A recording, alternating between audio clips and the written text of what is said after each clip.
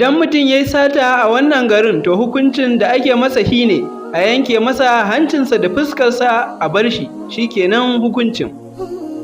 Assalamu alaikum jama'a, barkanmu da wannan lokacin, ya kuke ya haƙurin kasancewa tare da mu. A yau muna tafi muku da tarihin wani gari wanda idan mutum ya yi sata ba za a mar wani hukunci ba, sai dai a yanke masa hancinsa, sannan a yanke wani ɓangare na bakinsa ko kuma na fuskarsa. Wannan shine hukuncin.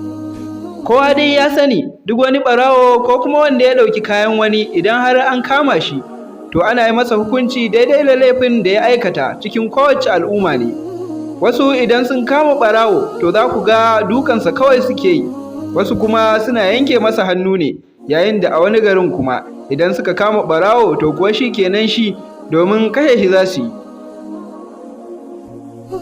Wasu suna saka wa ɓarawon taya ne su ƙone shi, wasu kuma da duka kurum za su kashe mutum. Yau muna ɗauke muku ne da sunan wani gari da ke can wani yanki, wanda su idan suka kama ɓarawo hancinsa kawai za su cire masa, sannan su yanki wani guri a fuskar ɓarawon, kamar su cire leɓe ko kunne.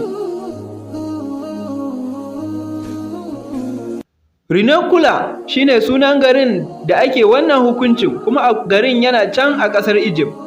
Mutumin da ya gina wannan wurin wani sarki ne daga sarakunan ƙasar Egypt, inda ya yi hakan ne domin horas da ɓarayi masu sata.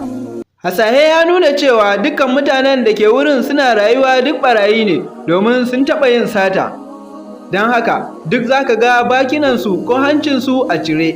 Wannan yana zuwa ne saboda abubuwan da suka sata aka yi musu irin waɗannan hukuncin. Wannan ya sa mutanen ba sa shiga cikin al'umma ko su ce za su gudu, domin kowa ya gansu ya san ɓarayi ne.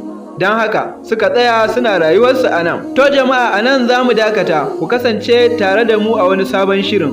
Waɗanda ba su yi follow ɗin wannan fejin ɗin namu ba, su duba sama za su ga inda aka rubuta follow, sai su danna. Wannan zai ba da dama daga zarar mun ɗora abu suna gani a kowane lokacin.